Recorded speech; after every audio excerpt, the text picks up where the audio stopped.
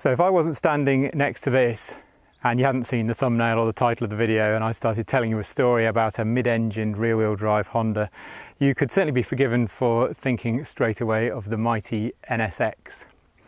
But there are, to my working anyway, there are 3 other mid-engine rear-wheel drive Hondas, and this is one of them. So welcome to the video about this mighty Honda Acty that I've got for sale.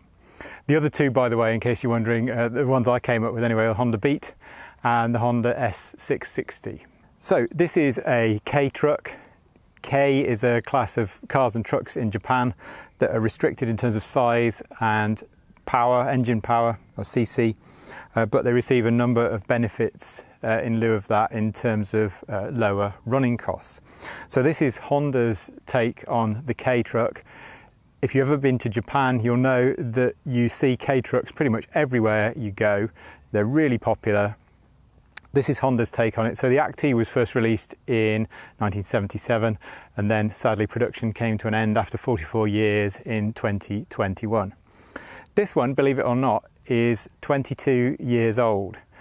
And I don't think I'm overstretching things to say that you would not know that if you couldn't see the number plate and if I hadn't just told you. It is in outstanding condition for its age. The low mileage has probably helped that, so it's done just under 50,000 kilometres, which is about 31,000 miles.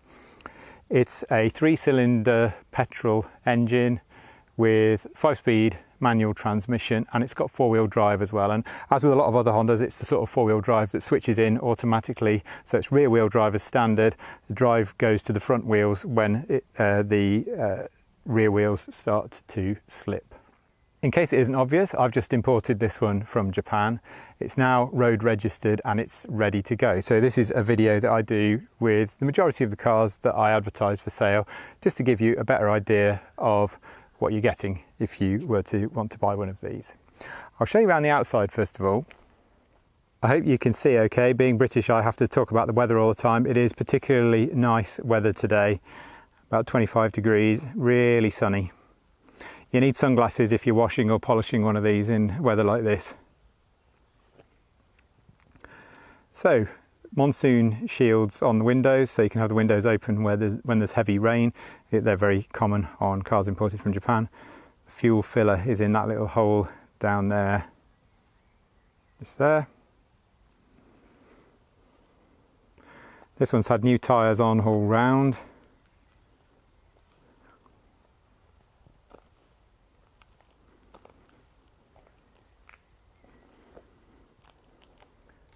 So it's got 2 reversing lights, this one. So on this side, that one's been converted to the fog light that's required for the MOT in the UK.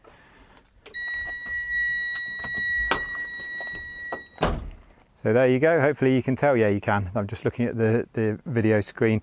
That one's a lot brighter than that. I'll just tell you a little bit more about the load area before we go any further. The engine's under there, and I'll show you that in a minute. So we've got a ladder rack with stops at the corners to stop pieces of wood or ladders sliding off the sides. There are also some tie-down points here and an equivalent one on the other side, another set here, so 2 tie-down points per side. Got a rear work light to illuminate this area at night, which is a useful feature. I'll show you the switch for that when we look at the inside of the truck. So these sides all come down. In fact, they're all removable. You need to take a little bolt out to slide these ones back, and that's just a safety feature to stop them from falling off when you didn't want them to. And the measurements for the load area, roughly 1.9 metres that way and then 1.4 metres that way.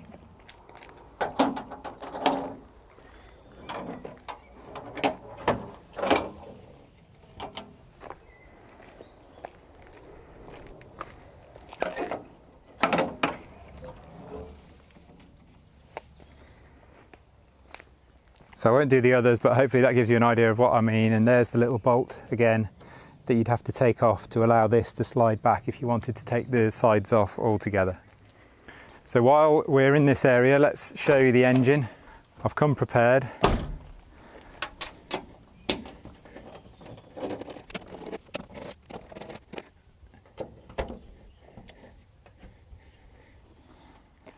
So fairly standard fare. If you've seen any of my other videos, you'll know that I don't go around engine bays with pressure washers, etc. So this one's had new spark plugs, it's had the engine oil and filter changed, air filter changed, new timing belt, which is under there. When I did the timing belt, I did the water pump, the rollers, the tensioner, and new coolant as well.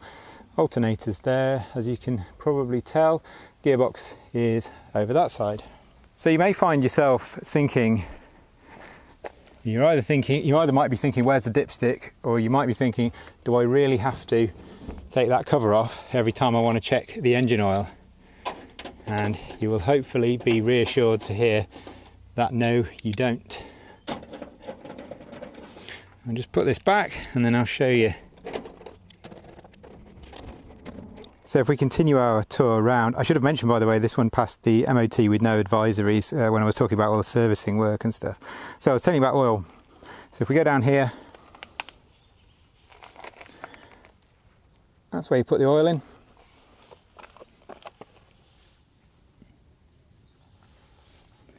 And there is the dipstick. So you do not need to take that cover off to check your oil. That's the timing belt cover and auxiliary belt cover in there that we're looking at now. Okay, I'll continue showing you around.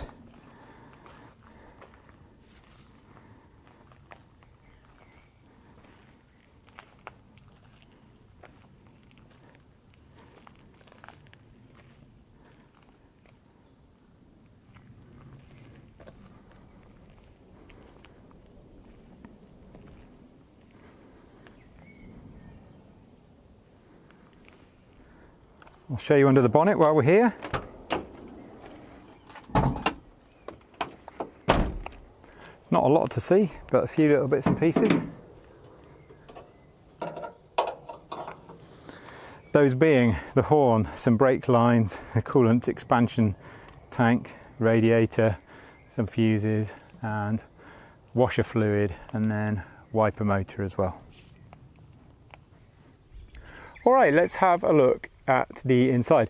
I've moved it, as will be obvious to you, I've moved it into the shade because the sun was messing up the camera's metering and you wouldn't have been able to see much at all.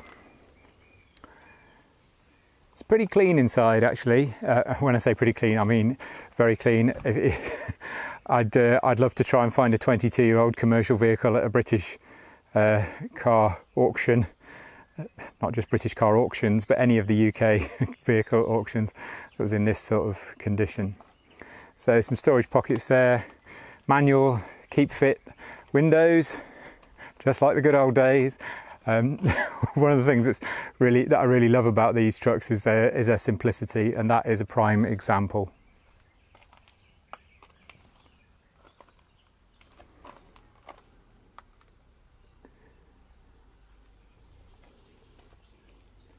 Got these really nice factory rubber overmats which catch the muck really well.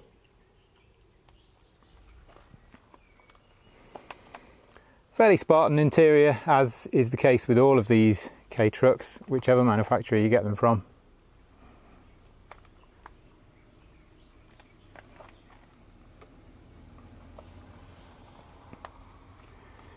Indicators on the right, as with all Japanese imports. This one's actually got an airbag, which a lot of them don't have. I was told off by a reader of my Suzuki Carry review about not mentioning that some of them are available with airbags. So there you go, this one does have an airbag. Not all of them do, but this one does.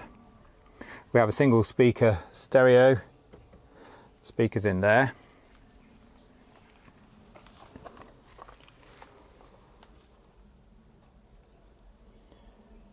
The speedometer's got these lovely gear sort of range indicators, and I can tell you quite bluntly and with absolute certainty that if you're in third and you're at the top of that 3 mark there, you are revving the nuts off this thing. So yeah, take those with a pinch of salt.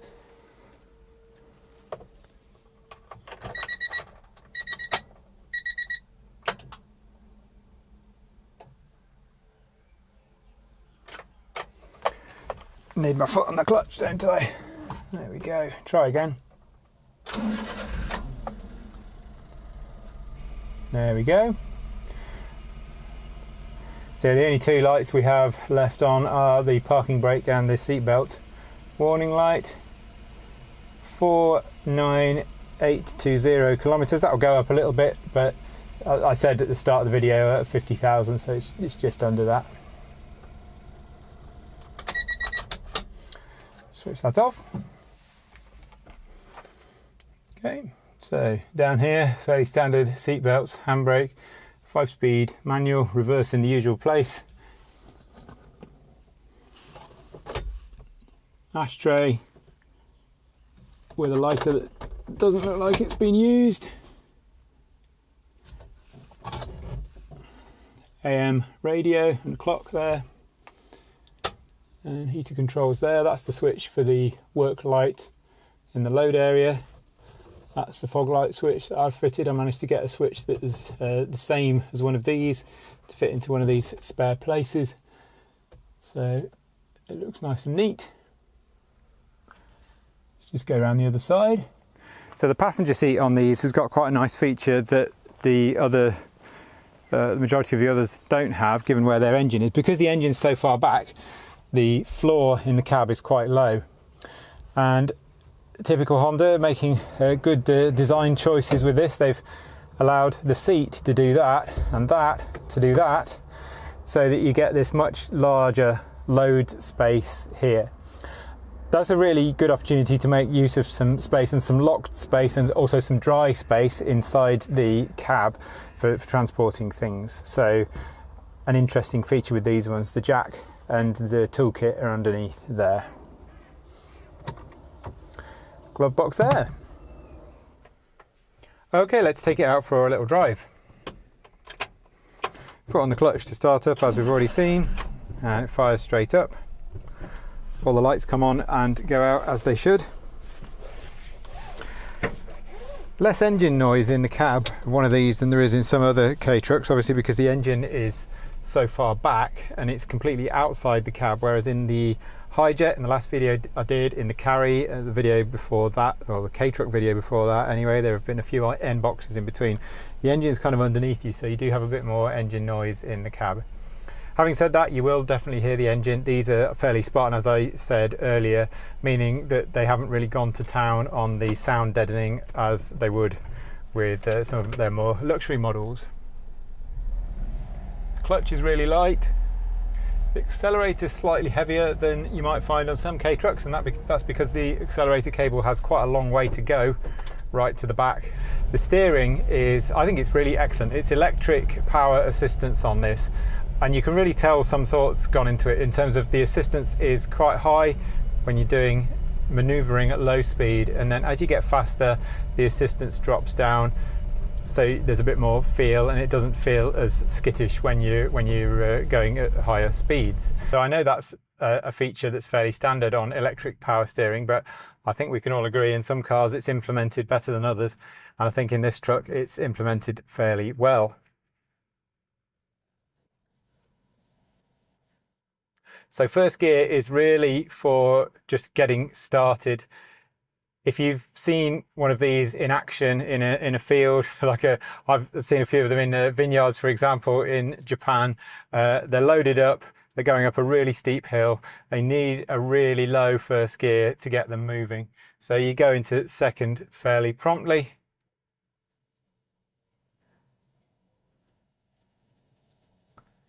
I mentioned the guides to the sort of rev range on the speedometer. It hasn't got a rev counter. So we're halfway through the first gear rev range here, and I'm in second. And when you're pootling along, I'm quite ready to change up to third there actually, and we've now only just made it into the second gear range. So again, they're probably for if you're wanting to press on a bit more quickly, or if you are quite loaded up with stuff in the back. It's got a 350 kilo weight limit actually for the rear load area. That's based on 2 passengers, so you could add a bit more to that if it's just you on your own. But it gives you an idea.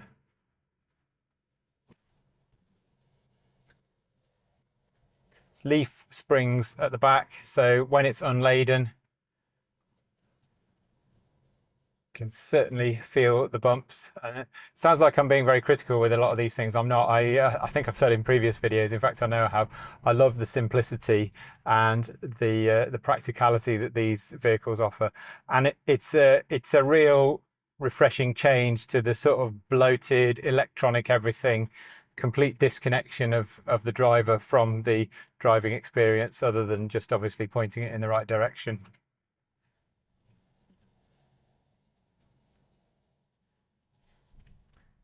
So as I mentioned earlier, it's rear wheel drive in usual operation.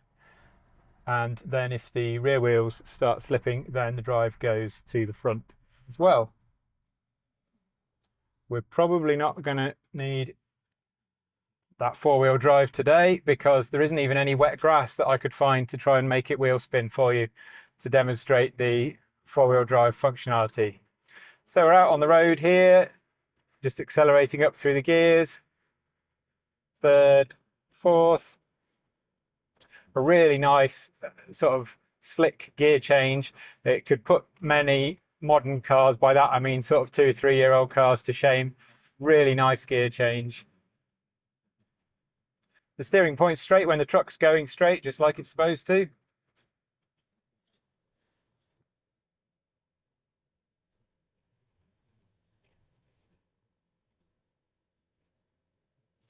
Corners pretty well, actually. I mean, you hopefully you're not expecting some sort of speed machine that corners like it's on rails, because if you are, then yeah, I think you're a little bit deluded with these. But it does corner very nicely, and the engine feels nice and willing, accelerates up through the gears really well. So you end up in fifth fairly promptly. We're doing just under 80 kilometers an hour here, which is 50 miles an hour. And that's probably the speed where these things feel really comfortable in terms of the higher speed, cruising along larger roads, you know, 50 to 60 miles an hour. I'm sure it'd do more than that, but it feels at its sort of optimum between 50 and 60.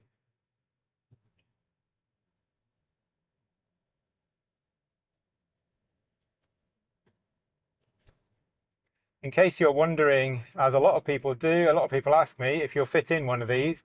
So I'm 6 feet tall and just over 90 kilos. So hopefully that gives you some idea as to whether you would or wouldn't fit. You can see this, you probably see anyway, there's still plenty of room above my head. So if you were taller than 6 feet tall, and particularly if you were long in the body, then you've got another, you know, a good few inches extra above my head of space. The visibility is excellent. The mirrors are really large and really easy to adjust. You've got a great view behind, got the rear view mirror as well as the door mirrors obviously there. And what I often find myself doing when I'm reversing is just turning over my shoulder and looking through the back window, because you can see both corners.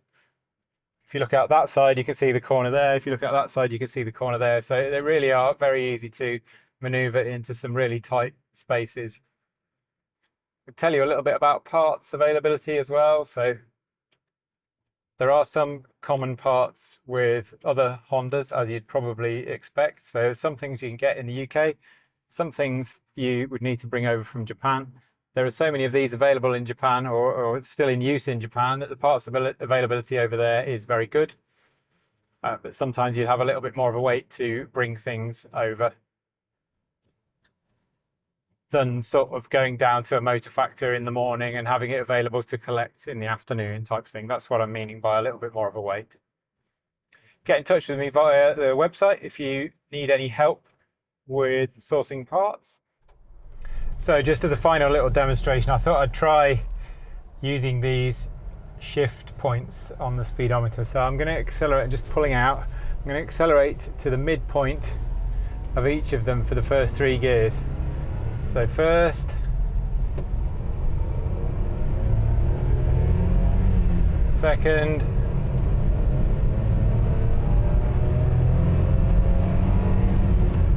third.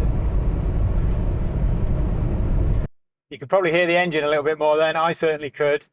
That's not anywhere near the limiter or anything, but it's certainly revving it a lot harder than I would usually in sort of day-to-day pootling around. I certainly wouldn't want to take it to the upper end of that third shift point, because that really does seem to be working it harder than you need to, unless you're in some sort of crazy K-truck race or something like that.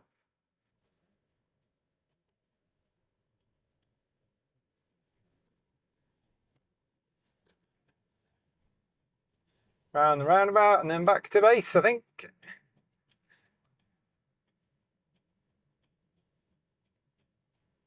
So you get a fair amount of body roll, not too bad. Especially not given it's a utility vehicle rather than a sports car. Got that nice little shove that you get from rear wheel drive vehicles. Feels a little bit different to front wheel drive. Okay, that's about it for this video. Thanks for joining me as I showed you around this 2001 Honda Acty SDX 4-wheel drive K-truck. If you found yourself so taken with it that you're interested in buying it, then I would love to hear from you, obviously. In the description to this video, there'll be a link to my website where you'll get to see photos of the truck if you wish.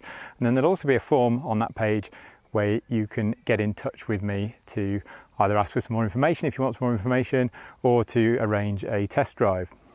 I want to mention the registration number, so I've obscured that in this video, as I do in all my videos. That's for privacy and fraud reduction reasons, but obviously it's not a secret. If you want to know the number plate so you can check the MOT history or to get an insurance quote, then get in touch, as I say, and I'll let you know. Thanks again for joining me. If you like this type of video, consider subscribing to the channel if you haven't already, and that way you'll get to hear about new videos as I put them out. Other than that, thanks for watching, and I look forward to seeing you again for the next one. Bye for now.